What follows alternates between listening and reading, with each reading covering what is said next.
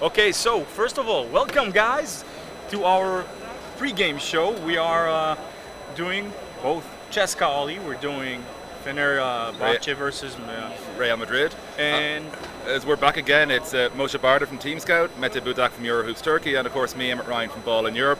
One quick bit of housekeeping for anyone tuning in live on either Facebook or YouTube. We are in a live court right now. There's going to be the odd sound check, there's going to be the odd bit of music, like Kush Capers are the halftime act were on moments before we went on, and they're really loud. So bear with us. So Moshe, I suppose, let's go through what we're going to go through. first of all, we gotta say, guys, look at this. Yeah. Look at this. We are literally hours away from starting it all. Maybe a buzzer sound within 13 seconds. So as it's gonna happen, we are gonna say, guys, welcome to the Pleasure Dome. Here we go. Absolutely, and it's a very straightforward show because we've got two games. It's what it's all about. As Moshe was saying, we're going to start off with Ceska Moscow versus Real Madrid, and then of course the one where we're going to have a really full barn, Fenerbahce versus Ceska Moscow versus Olympiacos. Sorry, first live typo, and then Fenerbahce versus Real Madrid in the second game. And I suppose looking at that first game, Meta, Ceska and Oli, like what are going to be the keys here really in this matchup? Well, first of all, it's all here, right? Intensity, toughness, comebacks, close battles, it's all here. And actually, that's what defines a perfect Ceska Olympiacos matchup, right? We will have two different brands of basketball going against each other. It's going to be really crazy. I'm pretty sure that Vassilis Spanoulis has last one dance to do against Dimitri Itoudis and Ceska Moscow. It's going to be really exciting. You know, I gotta ask. We do know that Zak and Spanoulis have their issue, but it is known that Itoudis came from Panathinaikos. So the question is there even something remotely close with Coach Itoudis? I doubt that. But let's get down to business, guys. Matchup-wise, we've said all season long pretty much that Ceska, they possess the problem with their five position. Especially in terms of depth, and Olympiacos, they can punish him for it. I mean, they can post up, they can go on the high pick and roll, they can be the athletic lineups, they can pretty much do whatever Olympiacos wants to do. Absolutely, and it's what you're talking about there. It's what they can do, the variety, because you've got Nick Milunatov, you've got Ken Birch, and of course you've got Patrick Young. And like if you were watching on our channels yesterday, Patrick Young, by the way, fantastic interview. But they're three very different players. Birch and Young, you might argue there isn't that much difference, but Birch has that extra length, Young has that extra strength. Milunatov is just pure old school. It's not aesthetically pleasing, but it's very effective five play. And they're three very different options. And you look at what Ceska have, and the big question essentially will be foul trouble in Kyle Hines, because they're going to need Kyle Hines to play a lot of basketball in this game. And if Kyle starts racking up fouls, and you know Ole, you're going to try and force him into a few, they're going to be in trouble. Well, that's true, but you know we gotta also consider the fact that Ceska probably has, when healthy, the best one-two punch in Europe in terms of backcourt. Best backcourt in Europe, probably. Oh yeah, it's Easily. To me, there's no debate on that, absolutely. And like Meta, you look at sort of Dekolasic, Nando, and Milos. Like, what is it they're going to be able to do really against this Ole team that's going to put Ole in trouble? Well, when they're healthy, they're just magicians, right? They just create miraculous things on the floor. Yeah, obviously Teodosic status is still not really certain. He's been struggling with injuries since the beginning of the season. We don't know how much is going to be available tonight, but it's going to be very, very important. We can say that. Without a doubt, and I want to add something about it. I mean, we do know that Milos, throughout the season, played through pain, played with injuries. This is, at least as they say, it might be a different injury that he sustained versus Lafconia in the final game of the playoffs. But we do know one thing. Last time these two teams met, what happened was Itoudis loved to simply push out as much as he could Vassilis Spanoulis to slow him down, to slow the Oli pace down, so they can try to think, what are we doing now? Try to get creative, and it's something that worked for a first half kind of thing, and then all of a sudden, Bill woke up, and well, we do know how it ended. We know what happens when Bill wakes up. And I suppose Mete and Moshe, I want to ask you both about this, because everybody talks about the stars when it comes to these two teams, and that's absolutely right. Like, you've got the big Greek three on Ole, you've got the Kolasic and Kyle Hines for Ceska, but the other guys are so important for these teams. You look at Aaron Jackson, Nikita Kurbanov, Andrei Varnsevich for Ceska, Corey Higgins as well. You look at Ole, Eric Green, Papatetru, Mansaris. Like, these guys have so many players who can come in and do a job in short order. I mean, without it, first we gotta acknowledge that, just as we wrote down in our preview columns, that Cheska is not about stopping Dekolosic, because most chances are you're not gonna be able to do that. They will get their way with you. What you do need to do is you're gonna get the other guys like Kurbanov, who's a tremendous kind of guy that might go sometimes under the radar. You say, what is it exactly that he can do? On any given night, pretty much anything, but mostly he's a hard worker on defense, and he's the guy, that simply brings the muscles when needed. He's one of the best two-way players in EuroLeague this season, without a doubt. Yeah, it's a brain again. It's like, because certain guys, they know what their limitations are, and so they find ways to work around it. Nikita's definitely one of those sort of ballers. And I suppose because we do have to obviously limit it with time with the amount of noise here, we're going to go for the picks for this game. Moshe, we'll start with you, because just by the way, on our last recorded show before we went off, Moshe was very careful to not make picks then, whereas me and Aris went all in. So that's where we're starting with you, Moshe. Sheshka or Olympiacos? Ask me at the end of the game. No, I'm just messing. Come on. Obviously. You know what? I mean, the talent says Cheska, but when we're talking hard, fighting unit, this is Olympiacos. So, Nikos Vardas, this is for you. I'm going with Oli. Meta, you got to give me yours here now, man. I go with Oli. Yeah. Well, because this is Final Four. Well, you see, I ain't afraid of no Ghost, but I am afraid of Vasilis Vanoulis. But at the same time, nope, I'm going with Cheska. I think Etudas has this one. They slayed the Beast last year. They got one Ghost left to slay. I'm going Cheska. I think they've got enough there, and I don't think the 5-hole is enough of a problem for them to lose this game. Cheska just doesn't as motivated as they were last year. Actually, I think They're so relaxed. Ajax is. They're just so relaxed. Yeah, they just won it one time, and Ajax it just feels like it's done. It feels like it's done, but Ajax, you remember what he said. He was very character-driven. Now, Yeah. this is Greek mythology, Vikings TV show. Come on, this is something you do not see every day. So if I had to go and say, no, true, I'm going with Ali and everything else, but I do not forget this is Milos and this is Ajax, who set the Final Four record for most steals in one game. He had 7 of those against Ali that game. So we were expecting, exactly, back then. He's going to war. Yeah, he's going to war. And if Milos is going to provide his regular numbers with 18-9, 16-10, and Dekolo will, simply be Dekolo grabbing another MVP. By the way, Dekolo, there's Kyle Hines, there's Ajax, share the MVPs. Thank you. So we've got 2 for Oli, 1 for Sheshka here. Moving on to the later game, and it's the sort of tradition almost, the second match of the Final Four night is seen as the heavyweight clash. It's the one that's going to have more neutral interest, even though they're obviously equal standing as matches. Fenerbahce, because of course they're in their home city, are getting that. We mentioned in the show last night, it's a floor they haven't played on, and in fact it's an arena they haven't played in this year, and it's a totally new floor. I suppose, Meta, starting off with you again, the keys to this game, Fener and Real, 2 stacked sides, has to be said. Well, the first thing first. Even he's making the most amazing shots, Sergio Llull. Just force him to take the bad shots and the most amazing shots. That's the first thing first. And remember that in almost 120 games, Fenerbahce held Real to its lowest score in the EuroLeague history this season when they lost in Madrid. And they didn't have Bogdanovic in that game. So they can actually go against Real Madrid pretty well. So, sorry, and Moshe, I think he's got a very good point there, Matt, about sort of, Fener can shut them down offensively. Yeah, but the thing is, you can say that, it's Zoc in the Final Four. It's Zoc magic more than it is any other magic that exists. But there is one thing we do have to understand. Even though, it's a different court, different baskets, as you can see, that are being pretty much, they are being fixed as we see. Right now, behind us. Now, the thing is, there's the mentality issues. There is a lot of mental pressure. Even though, especially when you're playing in front of sold-out crowd, which is half of it at least, not more is yours, you do not want to disappoint your fans, the guys that you came for. So the question is, first of all, to me, is the way that Bogdanovic is going to open the game, because Bogdanovic is, as Meta said, it's very important to defender, hands down. Now, in the finals last year, they didn't start a game well, and it all went down spiral from there. It went colossal from there. So for me, it all starts with Bogdan, how he opens the game. If he gets the first shot, if it goes in, if he's we said that he's matured now.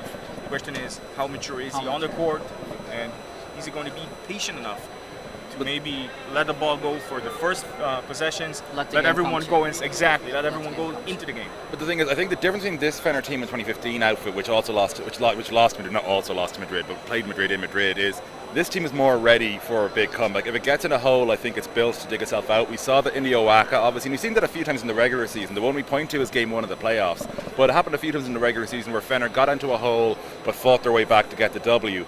Like, this is a really, really... They have so much character. They have in a this lot team. of character, Yeah. a lot, and like you look at sort of, you know... They know how to play nasty, we can say that. Like, for me, it's almost like, you know, the Real backcourt versus the Fener frontcourt in many respects, because I think Fener have the clear advantage up front. Like, yes, Real have many options when it comes to the rotations at the 5, but you go positions 3 through 5, I think Fener are going to be stronger. And so it's essentially a case of, can Real sort of, you know, can their backcourt essentially neutralise that?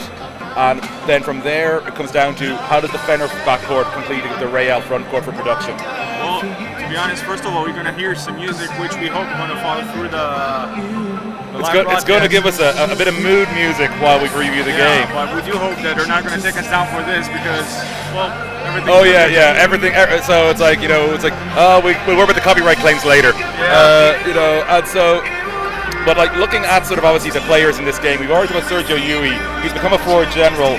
But the man beside him starting for Real Madrid, Luka Doncic, easily the most discussed player in Europe right now. Well, it sure is, first of all.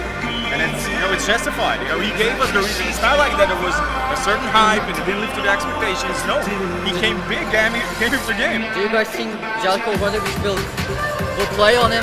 Like, Oh, yeah, he's Yeah. going to definitely try and bully Luka Doncic out of this game. But fully mentally, more than Yes. anything else. Oh yeah, it's a mental game. More than anything else, this is what he's going to do first. But the question is, Cheska has won Kyle Hines, and you know what? I'm beginning to think maybe there's a point. Maybe Cheska are the ones needs to win this game. But, and it would make sense, but Fener has only one Udo. Maybe he's the Minister of Defense, but bottom line, you got Randolph who can shoot from outside. You got Tompkins can shoot from outside, play both the 4 and the 5. But Got don't Pebble. forget Jan Vesely in a big game. That alley-oop feed is very Okay, effective. So I got something for you. Okay. I got something for you both. Hack a check. This is my plan. Hakacek. Okay, I like You it. send Vesely to the line. Trust me, Zeljko Obradovic will throw him on the bench faster than you're gonna get fast food on your way to McDonald's if it's even possible. Basically, it's not just that. Fener. So we lost our Facebook connection for those of you watching there. We will be rejoining that shortly. But while we're waiting for the Facebook to re-up, and I believe we're back online in about 3 seconds here. So just bear with us if you're watching on YouTube. It's as good a time as you can hope for as well, in fairness, for it to go down.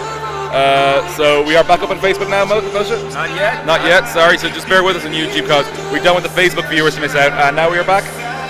Yes, no, we are back. So we're back live. Apologies to the YouTube, for the Facebook viewers there for the brief loss of connection. But for those of you who are joining us, so we were just saying Moshe Hakacek. Yes. But here's the thing: there's a Serb playing forward there who he wants to get his due, Nikola Kalinic. Now, Nikola Kalinic may play the 3, sometimes maybe help in other positions, but for me, what I've seen throughout the season is something that Fener showed. They proved to be very vulnerable while doing this, or at least defending against it, was the 2-on-2 pick and roll situations from the top of the key. Now, I wouldn't say that. Nikola Kalinic on the floor, they're able to. I'm saying, like in general, that Fener as a team, they struggle defending that specific line of attack, and they struggle versus Maccabi Tel Aviv, they struggle versus Baskonia, and it made them hurt. And if you're going to hurt them this bad, In the high post pinners. exactly. That's exactly what it is. I mean, if you're going to bring, if it's a high post or top of the key line from the 3-point line, going on 2-on-2 pick and roll situations when the bigs cannot recover fast enough, it's going to be a problem. If you're going to bully Jan Vesely to go one-on-one all the way in, they're going to have a problem. And now they have Ayon. Ayon may be slow laterally, but still, he can cause the damage. That's true, but I look at sort of the other parts of Fener that we haven't talked about, which is that backcourt. You got Kostas Lukas, one of the smartest players in the game today. Bogdan Bogdanovic, who, frankly, if he wasn't hurt so much, we'd be talking about him as a regular season MVP candidate, because when he was fit, he was very, very, very good. We saw that in the postseason as well with him. And of course, Mr. Hero Ball himself when he wants to, Bobby Dixon. Meta, like, this is quite a diverse backcourt, given how shallow it is, relatively speaking. Exactly, like talking about Kostas Lukas, He's been struggling with injuries through the whole season, but he's living for the stage. And it's a common discussion in Turkish basketball environment right now. If the Greek guys have this special thing that gets them going in the Final Four, because that's what we've seen from Vassilis Spanoulis, Dimitris Diamantidis, Theo Papaloukas, Kostas Loukas. So much experience, basketball IQ is very high, and of course Bobby Dixon. Listen, for Bobby Dixon, here's a quick story.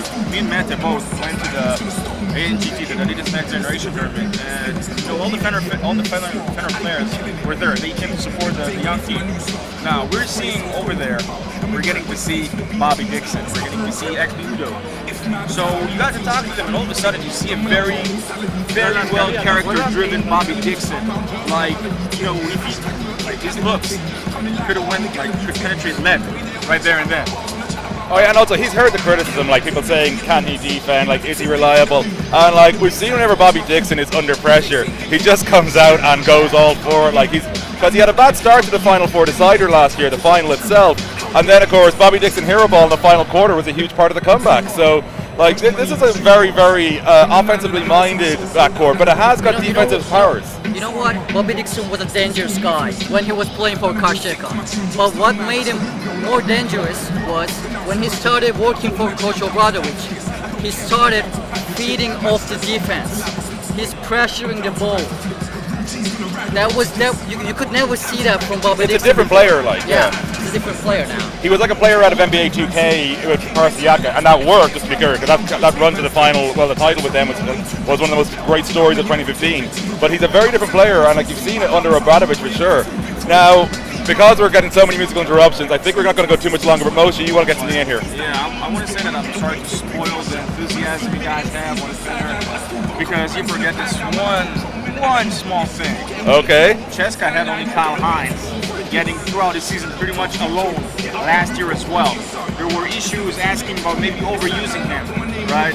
And at the end of the day, he faced up Fenner that had then eventually terrific form, Udo, amazing form, and he was exactly. And the question is, we're seeing now Udo at a semifinal, not versus a Baskonia that has just Borussis and maybe a nice backup in the form of Darko Mladenovic. Now what we're getting is Udo versus Ayon versus Reyes versus Randolph versus Othello Hunter. Okay, so the way you're saying that leads me to a good question to go before we get to our predictions.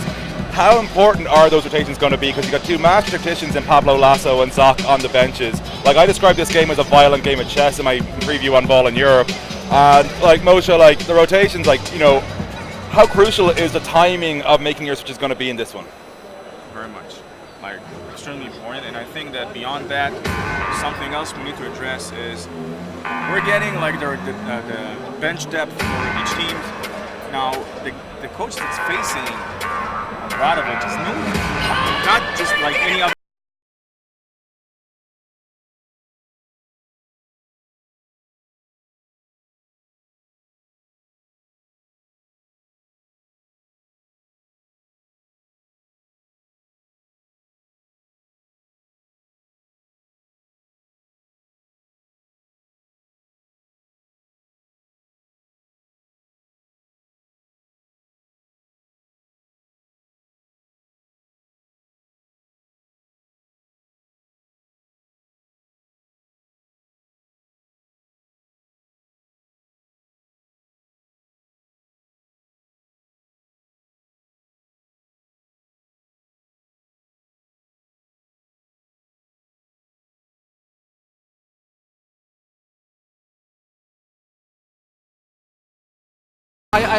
I would wait for Lasso to. Why not play with Randolph at the 4 and Iron at the 5? Go in and out, side to side with the balls. I think we're going to see a lot of that, yeah. This is something we've yet to see. This is something new. And this is how we get Coach Obradovic in trouble whenever, if ever. And with me burping into the mic there, let's jump to the predictions to wrap the show up. Moshe, again, you've got to make a call. Real Madrid in 3. In 3? Yeah, I don't know. Creed in 3.